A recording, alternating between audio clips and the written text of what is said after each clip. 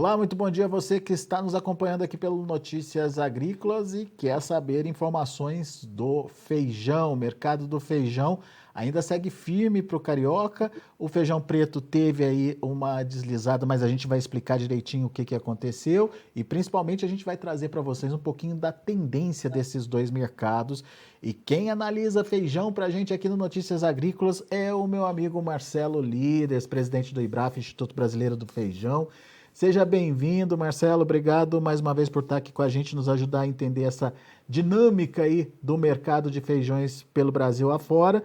A gente tem basicamente que entender a dinâmica de dois tipos diferentes de feijão, o carioca e o preto hoje, Marcelo.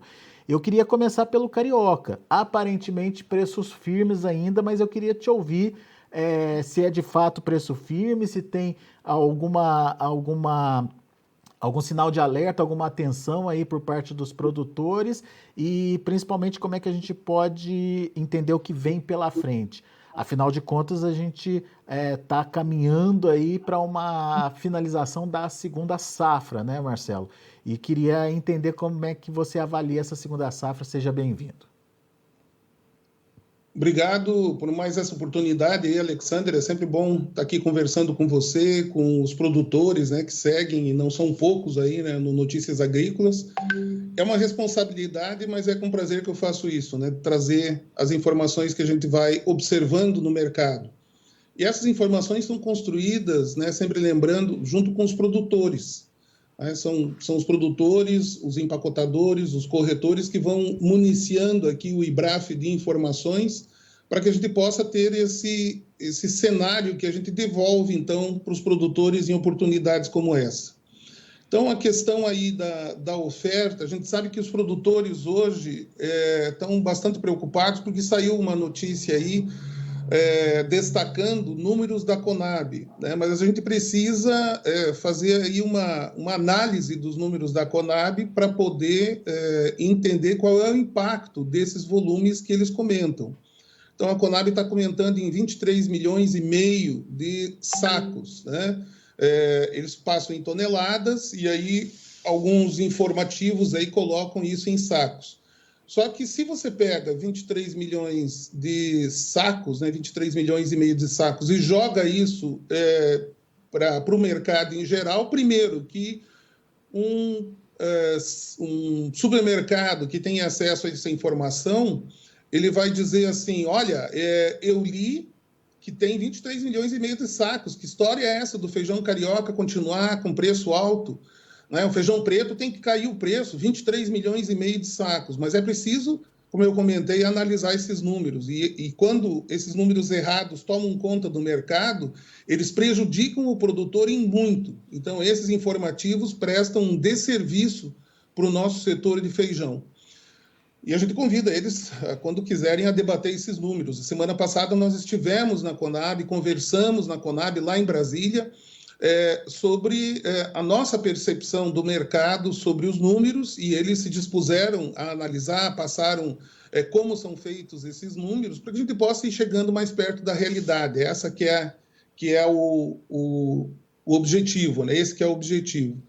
Na questão, quando a gente olha aí o mercado de feijão carioca, hoje você tem dois tipos de carioca. Você tem o feijão carioca que foi, por N motivos, atingido por problemas climáticos, seja geada, seja excesso de chuva. Você tem aí, né, ciclo muito longo, dias nublados aqui na região sul, isso alongou o ciclo, fez com que pegasse chuva agora no final, fez com que ficassem expostas a geadas os grãos. Então, no feijão carioca, você tem aí feijões sendo, se você for olhar, abaixo de R$300, mas depende do grau de defeitos que ele tem, né? Se ele foi secado, dependendo do secador, com cheiro de lenha, e ele estava com 25, 26 de umidade, né? É muito bem pago você ter um feijão desse sendo vendido a 280, 270, 290 reais. Como você tem, por exemplo, no sul de Minas, feijões saindo lá com boa qualidade, feijões bem desenvolvidos, aí a R$400, produtores já procurando, nesse início de semana, aumentar um pouco isso, porque eles sabem que há pouco feijão. E aí vamos conversar sobre o feijão carioca no contexto dos números que foram divulgados aí, né, relembrados de 24 milhões de sacas. Eu coloquei aqui na minha colinha, né, que desses 24 milhões de sacas, você teria 7 milhões e 300 mil sacas seriam de feijão carioca dentro do contexto de uma safra cheia, né, que a Conab ainda não está computando perdas mais importantes aí também na produtividade das lavouras de feijão carioca. Quando se fala em 24 milhões de sacas, se fala ao longo de um período de tempo. Então, para a Conab, a colheita começa em março, né? Ela vai de março, abril, vai indo, chegando em agosto com alguma coisa e até setembro. É o método da Conab. Está lá, eles entendem que a colheita ocorre até um pouquinho, 0, lá em setembro. Então, a concentração de feijão carioca ela ocorreu entre abril, maio e junho. Nesse período, foram colhidos 80% do feijão carioca. E aí eu pergunto para o produtor, e ele sabe disso, qual é o estoque que tem desses 80% de feijões colhidos aí entre abril, maio e agora em junho, que está acabando de colher. Tem estoque? Não tem. Não tem, seguramente não tem, porque a R$350, há de convir comigo, Alexandre, que o produtor não vai segurar esse feijão, né? A R$400, se ele colhe um feijão bom, ele não vai segurar esse feijão. Então, não existe esse estoque. E o restante dos feijões que teriam sido colhidos, que fazem esse número que assusta o produtor, e quando a gente desdobra ele, a gente fica mais tranquilo, 5 milhões e 300 mil seriam de feijão preto e 7 milhões 586 mil seriam de feijão calpi. Mas o calpi que é colhido no Mato Grosso, no Ceará, na Bahia, no Nordeste inteiro. Então, quando você olha esses números, e de novo, no preto e no calpi também colocam ele dentro da linha de tempo que ele sai, e compara com o nosso consumo, nós teríamos aí um consumo para aproximadamente 250 mil toneladas mês, né, daria 4 milhões de toneladas. Então, vamos supor, 4 milhões de sacas, né, 250 mil toneladas por mês, daria 4 milhões de sacas por mês de todos os feijões. Se ele sai num período de 6 meses, daria 25 milhões de sacas, contra 23 milhões e meio, aquilo que a gente vem dizendo há bastante tempo, o cobertor ficou curto, não vai ficar curto, né? Eu acho que aí a gente consegue contextualizar, Alexandre, um pouquinho mais o produtor nesse momento. E como você falou, 23 milhões e meio é safra cheia, né? Considerando uma safra cheia, sem ainda essas perdas possíveis que ocorreram, né, Marcelo? Exato. E a má-fé é tanta desses tipos de boletins que eles colocam quanto foi o ano passado. Olha, o ano passado foi 18 milhões e 900 mil sacas, e esse ano são 23 milhões e meio de sacas. Ora bolas, tá? O ano passado a quebra foi enorme na segunda safra. Foi uma safra fora do normal do problema que teve, atingida aí a produtividade dela.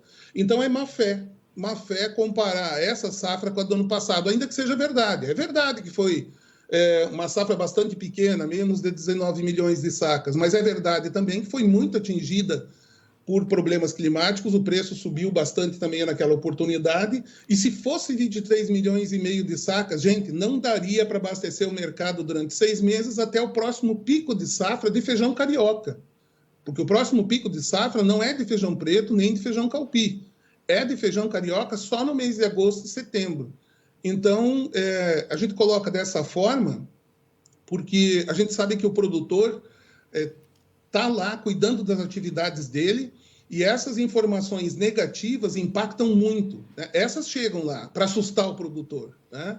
Então, a gente tem que restabelecer a verdade, que é, calma, não se deixe levar por essas informações de boletins que trabalham contra o mercado, não só contra o produtor.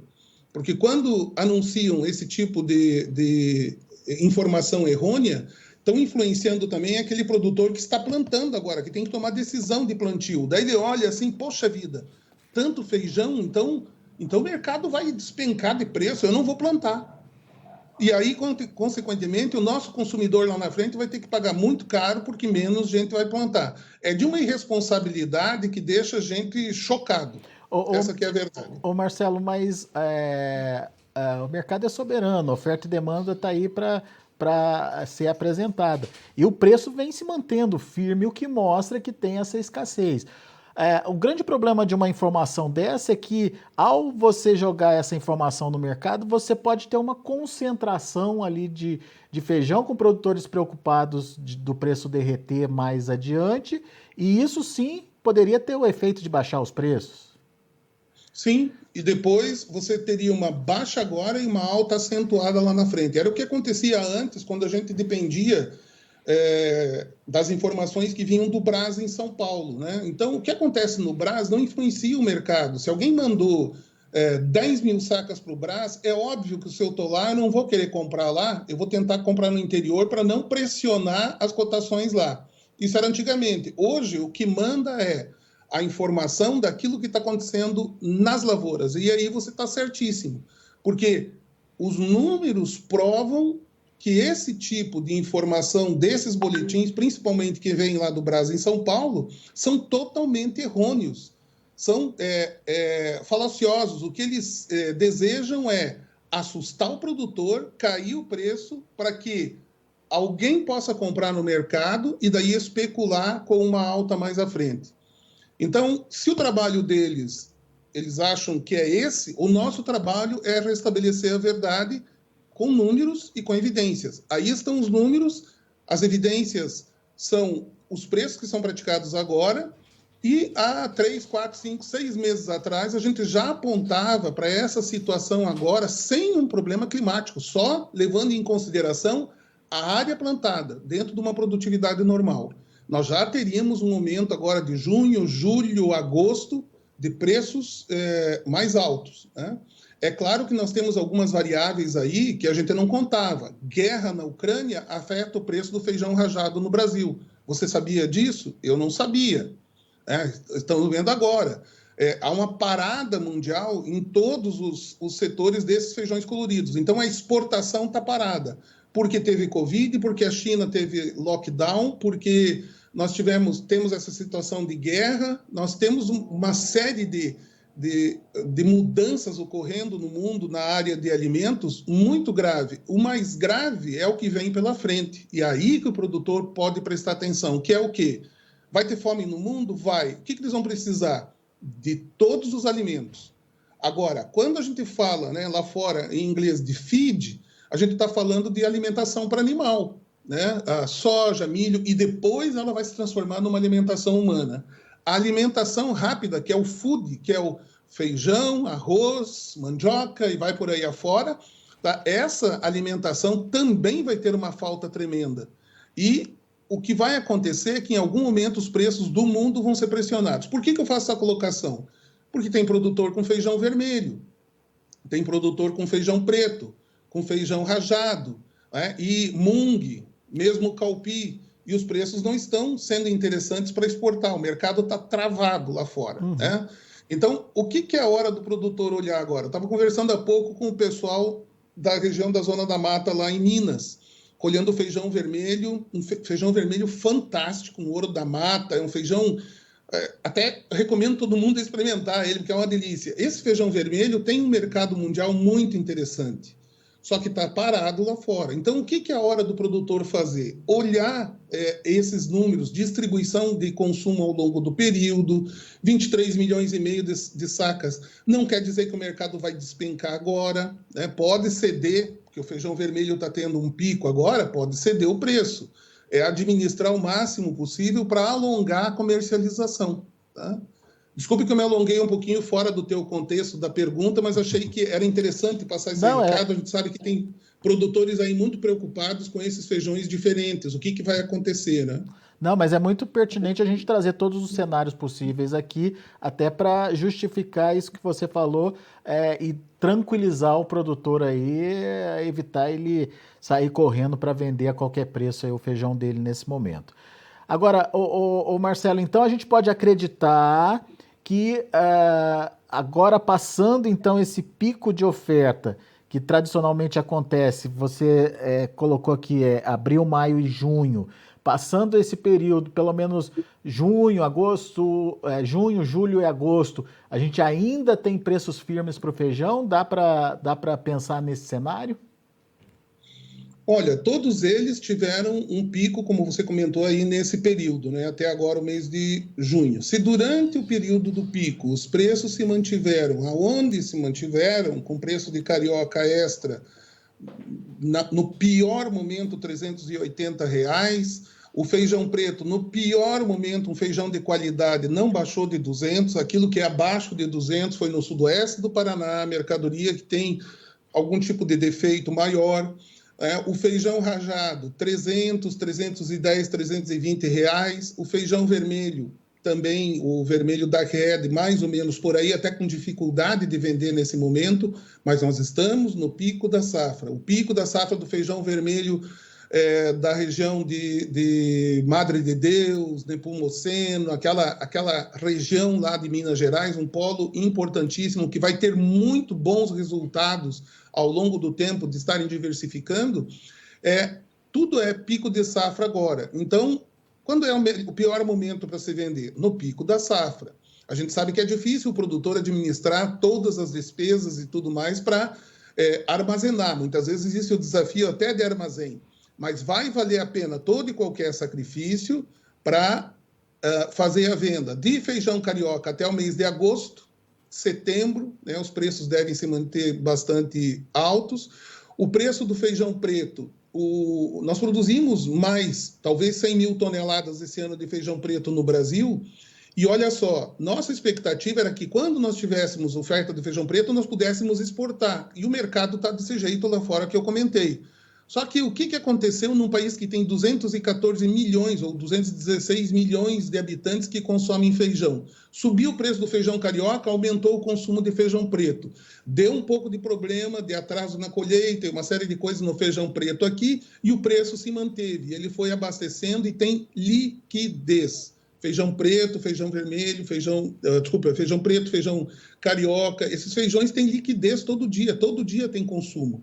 Então, está passando o pico da safra.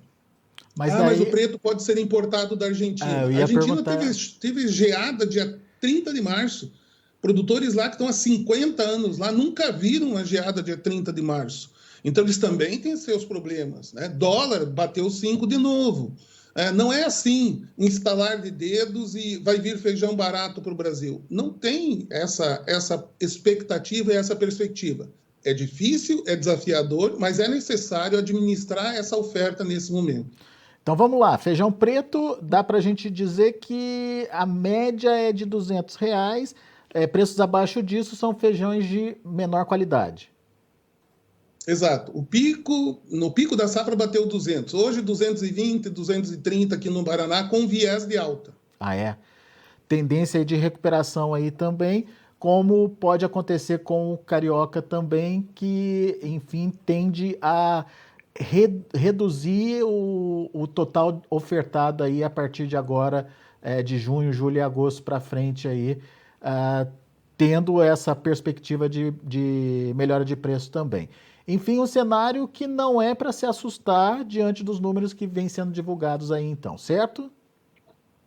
Exatamente, é hora de administrar. Precisa vender para administrar o caixa? Ok, vende, não vai estar no vermelho, né? Não vai ter prejuízo agora, mas não se assuste com esses números que estão falando aí, que não significa que a gente vai ter queda violenta de preço já em seguida. De novo, em agosto, setembro, tem colheita, tem pico de safra, de colheita, não quer dizer pico de oferta, porque o pessoal da terceira safra administra muito bem, armazena, espera, aposta, né, porque sabe que mais à frente o cobertor vai ficar curto ou muito curto, né, até janeiro, fevereiro, março, um horizonte mais longe aí, né? O que é bom pontuar, então, 25 milhões de sacos. Verdade, pode ser que até exista esse número, no entanto, boa parte desse total aí, desse volume aí, já foi consumido, né, Marcelo? Foi consumido, vai ser consumido agora, foi para quebra, parte vai para semente, parte fica estocado, né? Então, esses números aí deixam a gente chateado, porque a gente sabe do efeito que tem na economia do Brasil, se os produtores acreditarem. Boa. Belo recado, portanto, fique atento, produtor, participe das conversas no seu grupo de WhatsApp, entenda o que está acontecendo na sua região, se informe, é a melhor forma de você aí não ser enganado por notícias que acabam aparecendo aí no mercado. Marcelo, por enquanto, muito obrigado. A gente agradece a sua participação e te convida para estar aqui mais vezes com a gente, para a gente ir atualizando esse mercado à medida que ele vai evoluindo aí, tá certo? 11h36, eu espero que o feijão do pessoal esteja no fogo, esteja pronto já, né? Aquele caldinho especial e Opa, daí é bom, viva hein? o feijão do Brasil. E é covardia, né, Alex? É isso aí, viva o feijão. Boa, meu amigo, obrigado. Um abraço, Valeu, até a próxima. Abraço, tchau, tchau. Tá aí, Marcelo Líderes, presidente do IBRAF, passando um recado duro, sério e importante para você, produtor. Cuidado aí com o que você tem ouvindo ou está ouvindo no mercado, tá certo? Daqui a pouco a gente volta com outras informações e mais destaques. Participe das nossas mídias sociais no Facebook Notícias Agrícolas, no Instagram, @Notícias Agrícolas e em nosso Twitter, @Notiagre. E para assistir todos os nossos vídeos, se inscreva no YouTube e na Twitch Notícias Agrícolas Oficial.